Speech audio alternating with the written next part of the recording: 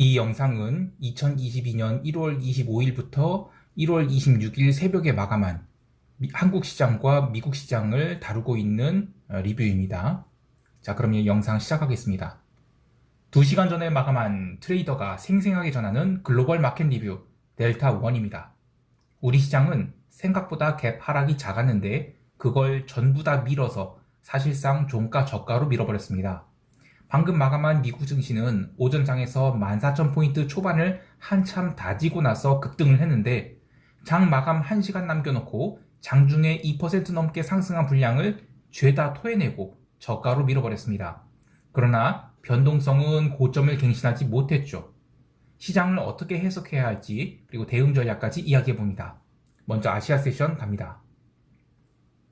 미국 증시가 월요일 긴 아랫꼬리를 달고 종가 고가로 마감했다 해도 이러한 상승은 우리 시장에서 숏포지션을 잡을 찬스로 여겨야 되는데 풋 매수를 하지 못했다면 콜 매도라도 할 수 있어야 되죠. 물론 갭 상승했을 경우에 하나고 화요일 한국 시장 개장 때처럼 갭다운이 나온 뒤 빠르게 올라온다. 그러면 외가격 콜 매도는 해도 되지만 등가격 부근은 올라올 때마다 매도를 쌓는 것이 좋습니다.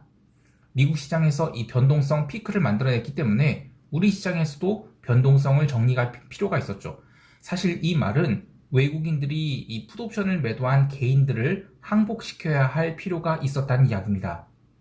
그렇게 개장 초 지수가 하락을 시작하면서 변동성이 증가하기 시작했고 외국인들은 첫 1시간에 현물 3천억을 매도를 쏟아내면서 지수를 압박했습니다. 그러나 의외의 현상이 있었는데 첫 1시간 동안은 외국인은 선물 매도가 아닌 선물 매수를 했어요. 사실 외국인이 선물 매도를 한 것은 11시 이후에 시작된 것입니다. 그러면 시장을 짓누른 진짜 범인은 누구였을까요? 바로 개인이 풋옵션 손절매입니다. 오늘 옵션 행사가 테이블을 보면 어제까지만 해도 개인들은 일부 내가격 풋옵션을 롤링 다운하는 선에서 해지를 했지만 오늘은 상당수의 외가격 풋옵션을 네이키드로 손절매를 해나갔습니다. 그 덕에 풋옵션 스마일이 커졌고 이것이 리버셜 조건을 일으켜서 시장을 짓누른 것이다. 이렇게 봐야 되겠습니다. 지난번 이 슈퍼게임이 풋옵션 200억 네이키드 매수 베팅은 이익으로 마감이 됐어요. 그런데 제가 그때 되게 아쉬웠던 게 뭐냐면 아직 하락 추세가 다 끝난 게 아닌데 왜 이렇게 일찍 털었을까 이거죠. 근데 어쨌든 오늘은 개인이 풋옵션을 183억을 매수를 했어요. 근데 이 개인은 네이키드 옵션 매매를 한 슈퍼게임이가 아니라 평소에 하던 대로 양 레이쇼 스프레드 거래를 하던 나름 대형 개인으로 보고 있는데 이들이 겁없이 외가격 풋옵션 매도를 열심히 하면서 지수 하락에도 버텼던 것을 제가 이거 사고 나겠는데 이거 파생해서 손절매가 나오면 진짜 클 텐데 라는 이야기를 해왔는데 그게 오늘 일어난 거예요. 그래서 변동성 상승을 일으켰다고 할 수 있겠습니다. 이것은 좀 기술적인 이야기인데 옵션 매도 플레이를 할 때는 늘 증거금을 신경 쓰고 살아야 됩니다.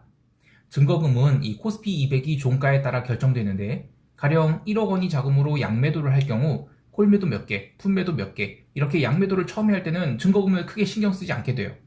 그래서 겁도 없이 양매도를 풀로 채워갖고 넘기는 경우가 있죠. 그런데 다음날 지수가 하락을 하게 되면 얼마 안 되는 하락일 때는 추가 증거금이 발생하지 않아요. 또 다음날 죄송합니다.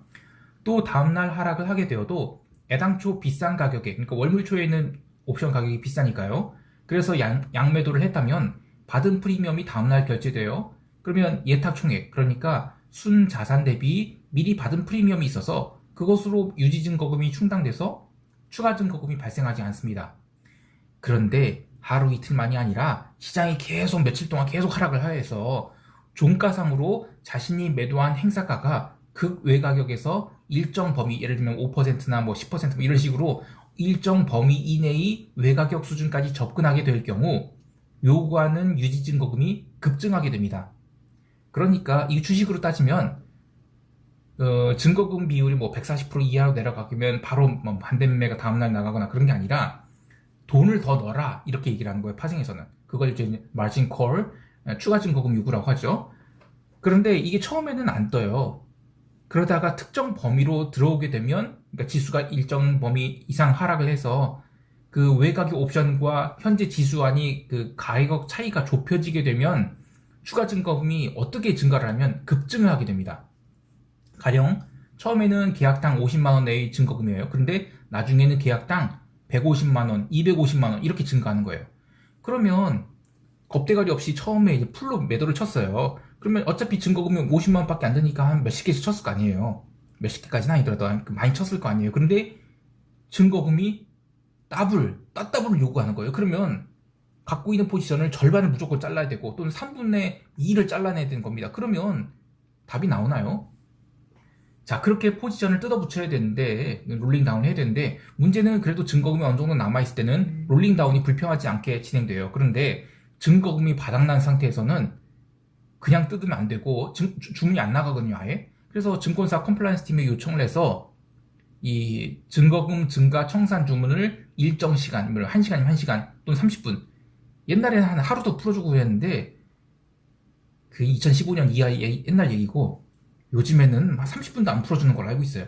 어쨌든 그렇게 짧은 시간 내에 포지션을 뜯어내야 돼요. 그러다 보니 유리한 가격에서 포지션을 뜯는 게 아니라 눈물을 머금고 막 손절매를 뜯어내야 되는 겁니다. 이렇게 되면 옵션 매도를 청산할 때 옵션 고평가 현상이 발생하게 되고 이게 기어링 효과를 가져와서 지수의 급락을 가져오게 됩니다. 그래서 이것은 현물이 손절매로 인한 지수 언더슈팅보다 더 무섭고 가슴 아픈 일이죠.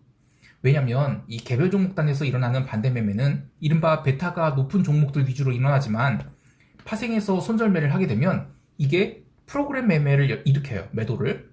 그래서 우량 종목이고 유동성이 부족한 종목이고 주식을 그냥 닥치고 매도를 하게 만들게 됩니다. 자, 이야기가 길어졌는데 결론은 오늘 시장의 하락은 개인이 풋옵션 롤링다운 손절매 때문이다. 그리고 이것은 추가 증거금 때문에 그런 것이다. 그렇게 이야기할 수 있겠습니다. 다만 이렇게 파생시장에서 일종의 악성 매물이 나오게 되면 변동성은 단기 고점을 찍었다라고 할 수 있겠어요. 특히 미국 시장도 단기 변동성 고점을 찍었을 가능성이 있기 때문에 우리 시장도 변동성 측면에서는 고점을 찍었다고 보고 대응하고자 합니다. 물론 변동성이 고점을 찍었다는 이야기와 지수가 바닥을 찍었다는 이야기는 조금 다른 이야기예요. 그러니까 변동성은 빠져도 강한 반등이 아닌 점진적인 조정은 얼마든지 이어질 수 있기 때문에 지수의 진정한 바닥은 조금 더 생각해 봐야 되겠습니다. 어쨌든 폭력적인 하락은 멈췄다라고 볼 수 있겠어요. 시장에서 있었던 특이사항을 몇 가지 더 이야기하면 오늘 외국인이 삼성전자를 무려 1,100억을 매도했습니다. 이것은 일정 부분 스탑로스로 보이는데요. 매도한 것이 인덱스를 고르게 깐 것으로 보이기 때문에 IT 섹터에 매도가 나왔다 이렇게 보기는 좀 어렵고요. 그리고 여전히 개인은 위클리 콜옵션 매수 물타기를 이어가고 있어요. 참 이렇게 물타기를 하는 것은 답이 안 나온 일인데 안타깝습니다. 마지막으로 오늘 선물 미결제 약정이 무려 12,000계약이나 증가를 했어요. 아마 올해 들어서도 피크를 친 것 같고 또 이 정도 수준이면 거의 다들 그 미결제 약정 치고는 아주 거의 정점에 도달한 거나 마찬가지거든요. 그런데 이 선물 미결제 약정의 증가는 매도 차익 거래라기보다는 기관이 네이키드 매수 베팅으로 보고 있어요. 360에서 370 구간에서는 이 네이키드 선물 매수를 포지션으로 한번 가져갈 만한 자리이기도 하죠. 이렇게 시장이 바닥이라고 생각한다면 당월물 콜옵션이나 또는 위클리 콜옵션을 매수하기보다는 장기월물 풋옵션을 매도하거나 선물 매수를 하고 차월물 콜옵션 외가격 매도로 해지를 하는 것이 상당히 승률이 높은 전략이 됩니다. 자, 여기까지 하고 유럽 세션 넘어갈게요.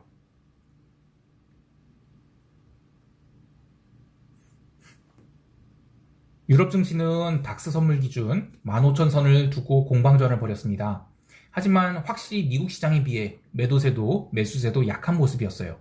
첫 번째로 미국이 긴축 리스크가 과연 유럽의 영향을 지속적으로 미칠 수 있을까에 대해서는 이건 이미 충분히 반영된 거 아닌가 이런 시각이 있고, 두 번째로 유럽이 펀더멘탈이 과연 미국에 비해서 나쁜 것인가 이런 것에 대해서는 발표되는 PMI 지표들 볼 때 유럽 지표 나쁘지 않아요. 그래서 그러면 이제 유럽 증시가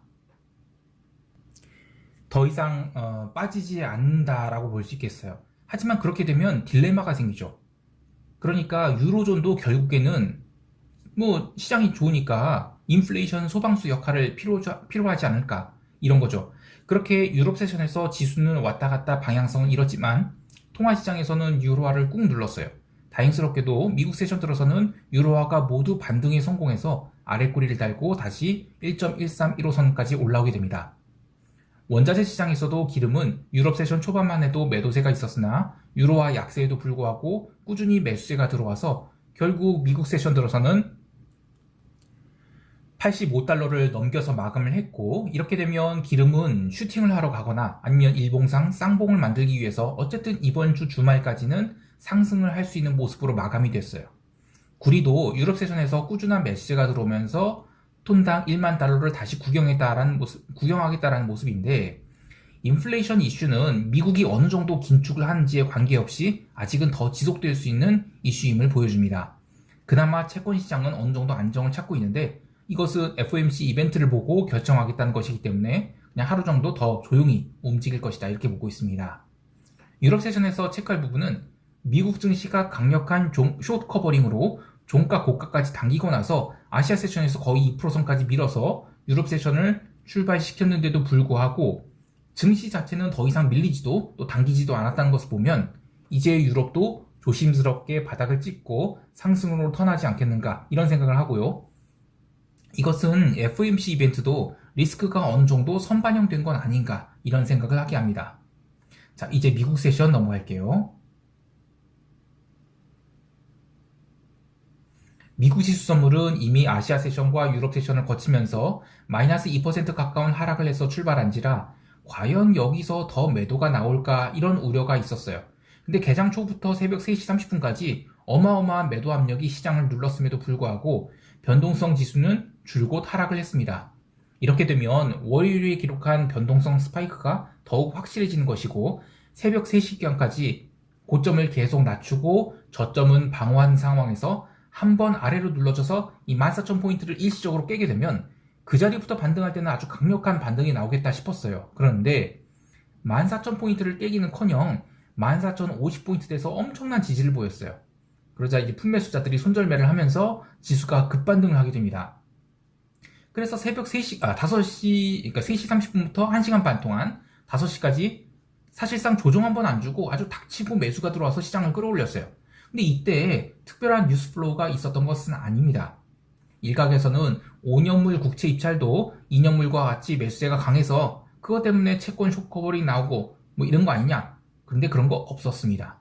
그래서 국채 강세로 나스닥이 상승했다는 것은 좀 아닌 것 같고, 그냥 변동성이 꼭지를 쳤다는 인식에 변동성 매도자들이 지수를 당기면서 손절매를 모두 받아내고 그리고 지수를 위로 들어올렸다라고 할 수 있겠어요.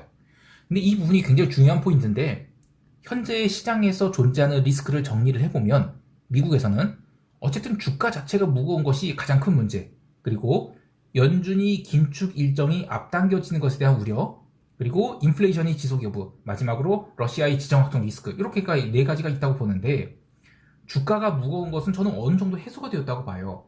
어제 러셀은 2.28%밖에 하락을 하지 않았습니다. 나스닥이 4% 하락을 할 때요. 사실 작년 하반기부터 중소형주는 이미 마치 간지 오래됐어요. 그리고 이른바 거품 주식들도 이미 지금 보면 90% 빠진 게 한두 가지가 아니에요. 이것은 이제 시장 센티먼트가 많이 망가져서 대형주의 방향성에 따라서 반등 여부가 갈린다는 얘기입니다. 그런데 지난주부터 실적 발표하는 대형주들이 실적 자체는 나쁘지 않은데 어닝 가이던스가 부정적이라서 계속 얻어맞고 있어요. 그러니까 이것은 차라리 실적 시즌 다 끝난다면 오히려 기대감이 살아날 수 있는 부분이에요. 그래서 첫 번째 이슈는 어느 정도 해소가 되어가고 있다고 봐요. 자, 두 번째, 연준이 긴축 일정은 내일 FOMC 이벤트 후에는 뭐 말은 많을 수 있겠죠. 3월까지는. 그런데 이벤트 리스크로서의 가치는 일단 소멸될 거라고 봐요.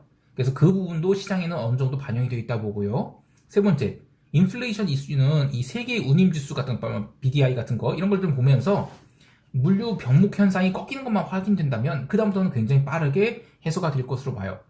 네 번째인 이 러시아의 지정학적 리스크 또한 이번 겨울이 끝나가면 저는 신속히 해결될 수 있다고 봐요. 그 뭐 전쟁을 할 때 이 바닥이 얼어 있을 때만 할 수 있다. 뭐 탱크가 지나갈 수 있으니까 그런 얘기도 있는데 뭐 그건 디테일한 문제고, 어쨌든 이 루머가 도는 것으로는 1월 마지막 주에서 2월 첫째 주 정도에 전쟁 발발 가능성이 있다고들 막 긴장하는 것 같아요. 그런데 전쟁이 실제 일어나게 되면 정말 가슴 아픈 일이지만 현대전은 이 파괴력이 굉장히 크기 때문에 전쟁 기간이 길어지면 길수록 양측의 이 피해가 큽니다. 그래서 전쟁을 최대한 짧게 끝내려 할 것이고 전쟁 후에는 이 천연가스 등 에너지 가격이 빠르게 하락할 가능성이 있기 때문에 에너지발 인플레이션 이슈도 그리 길게 가지 않을 것이라고 봅니다. 이렇게 시장이 단기 변동성 고점을 찍었다면 과연 지수 바닥이 형성된 것인가에 대해서 고민하실 텐데요. 아까 얘기한 대로 이 지수 바닥이랑 변동성 고점은 반드시 일치하지가 않습니다. 변동성은 이 풋옵션에서만 추출하는 것이 아닌 콜옵션에서도 추출하기 때문인데요. 따라서 시장의 반등이 점진적으로 일어나게 되면 진짜 바닥을 찍었다고 할 수 있어요. 근데 점진적 반등이 아닌 급반등, 또 급락 이런 걸 반복하거나 오늘 미국 시장처럼 장중에 윗골이 크게 달고 쳐박아버린다. 이러면 콜옵션 가격이 눌리면서 변동성은 하락할 수 있지만 지수도 함께 하락할 수 있어요. 그런데 이렇게 시장이 눌리게 돼서 쌍바닥이 형성된다. 그럼 그 다음부터는 시장이 다시 상승할 때는 진짜 현물 매수를 하기 좋은 타이밍이 됩니다. 그래서 제가 이 변동성 이야기를 좀 길게 한 이유는 오늘 시장이 새벽 5시에 고점을 찍고 급락을 해서 종가 저가로 쳐박은 뒤에 시간외에서 마이크로소프트가 실적 발표를 하면서 추가 급락을 해요. 그래서 그 추가 급락한 게 14,450에서 13,920까지니까 거의 한 1점 몇 %가 또 추가로 하락한 거예요. 근데 이런 급락이 나올 때, 그러니까 거의 고점 대비 한 4%? 그 정도 어마어마한 하락을 마감했는데도 불구하고 변동성 지수는 고점 근처도 안 갔어요. 그러니까 시장이 살벌하게 움직인 것에 비해 실제로는 시장은 어느 정도 안정을 찾기 시작했다. 이렇게 봐야 될 것입니다. 아까 이야기한 4가지 리스크들이 하나씩 해소되기 시작하는 것을 보면서 변동성이 더 이상 살아나지 못하는 것을 확인한다. 그러면 그때는 남들이 뭐라 하든 주식 매수를 다시 시작해야 된다고 봐요. 그리고 그 시기가 생각보다 그렇게 멀지 않은 것 같아요. 자, 그러면 어떤 주식을 매수해야 될까라는 것에 대해서 저는 여전히 FNGU 같은 이 대형주를 사야 된다고 봐요. 이번 하락이 대형주에 의해서 하락을 한 것이기 때문에 반등도 대형주에서 나온 것이지 중소형주, 러셀 이런 거 기웃대봐야 이미 너무 많이 물려있는 쪽이 많아서 그들 매물을 소화하기도 벅찹니다. 다만 FNGU나 TQQQ 이런 걸 사더라도 포지션으로 끌고 가기보다는 심하게 눌렸을 때 사고 또 심하게 튀어오를 때 일부 정리하는 식으로 이 트레이딩 바이 관점으로 접근을 하는 것이 좋겠습니다. 자, 이제 시장 총평하면서 대응 전략 이야기할게요. 전일 미국 시장이 종가 저가로 처박혔다고 하지만 변동성을 살리지 않았다는 점이 포인트예요. 이것은 글로벌 시장에도 그대로 적용될 것이라고 봐요. 따라서 우리 시장은 올라오면 콜옵션 매도로 대응하는 것이 좋겠습니다. 지속적인 조정을 본다 해도 풋옵션을 매수한 것과 콜옵션을 매도한 것은 완전히 다른 전략이라는 것을 여러 차례 이야기했는데요. 시장이 쉬어갈 때는 콜옵션 매도를, 그리고 시장이 폭락할 때는 풋옵션 매수를 하는 것이에요. 그런데 지금은 폭락은 이미 끝났다고 봐요. 지금은 쉬어가는 구간이라고 봐야 됩니다. 따라서 올라오면 콜옵션 매도를 하고 행사가는 가까운 등가 부분이 아닌 저 먼 380 이상의 행사가 콜옵션 매도는 그냥 눈 감고 패더라도 괜찮지 않을까 해요. 특히 이번 주 목요일 위클리 옵션 만기를 앞두고 있는 상황에서 지금 개인들이 상방 포지션에 워낙 세게 물려있는지라 상승을 한다 해도 한번 포지션을 정리하고 가야 되죠. 그래서 월요일 시장은 월요일에 수요일 시장은 올라온 대로 콜 매도를 쌓는 것이 유리하겠습니다. 자, 해외 시장은 FOMC 이벤트를 앞두고서는 모두들 관망 심리가 클 것으로 보는데요. 지금은 위든 아래든 방향성 잡기가 애매한 상황이에요. 따라서 2가지 포인트만 잡고 가면 되겠습니다. 아까 얘기한 대로 변동성이 고점을 찍었다는 것, 그리고 대형주가 시장의 방향성을 주도하고 있다는 점입니다. 변동성이 고점을 찍었다는 것은 시장이 결국에는 위가 됐든 아래가 됐든 수렴하는 과정을 거칠 것이라는 것, 그리고 이게 일봉상 수렴이 됐든 일중 수렴이 됐든 하락 추세가 멈췄을 가능성이 큽니다. 그리고 대형주가 시장의 방향성을 주도하고 있다는 것은 단타를 해도 나스닥을 가지고 단타를 해야 되지 러셀을 가지고 단타를 하면 안 된다는 것입니다. 자, 우리 시장은 연휴를 맞이해서 이번 주 금요일에 거래가 마치게 되고 따라서 이번 월물은 콜옵션 쪽에서의 시세를 기대하기보다는 이 대충 옵션 가격이 하향 수렴되는 것 이런 것으로 보는 게 좋겠어요. 근데 이번 물에 이렇게 시세가 정리되고 나면 2월은 또 강한 반등도 기대할 수 있거든요. 그래서 연휴 전에는 롱 포지션을 웬만하면 자제하시고 이번 주를 보내는 게 어떨까 합니다. 자, 오늘도 성공 투자하시길 바라고요. 이상 델타원이었습니다. 감사합니다.